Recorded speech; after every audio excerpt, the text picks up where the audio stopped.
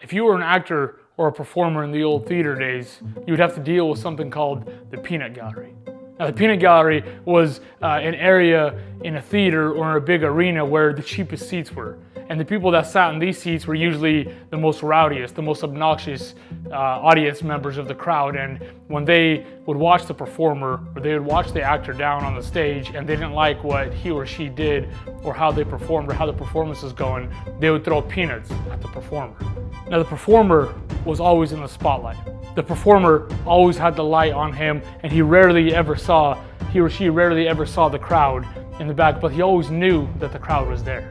And the crowd was always there ready for any mistake, anything that the performer would do wrong, and the crowd was always ready to either applaud for a good performance or to jeer at the performer. You see, it was always the performer that put himself or herself at risk.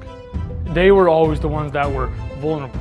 They were always the ones in the spotlight. They were always the ones that were leaving themselves up to the risk of making a mistake, the risk of humiliating themselves, the risk of failure, the risk of completely embarrassing themselves in front of everybody. They will be in the dark and you'll never see them, but you'll know that they're there. You'll know that they see your content.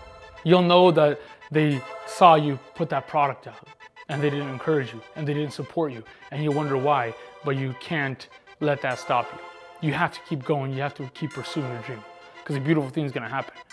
One day, you're going to accomplish your dream. One day, you're going to become successful. And then, everyone in the peanut gallery, everyone that watched from the sideline, everyone that watched you pursue your dreams and never encouraged you and never helped you, and as a matter of fact, maybe even went as far as making snarky remarks or comments about your content, about your product, about what it is that you're doing, they're going to be standing up in their seats, they're going to be applauding for you, and then they're going to be getting up, they're going to be going home back to mediocrity where they came from.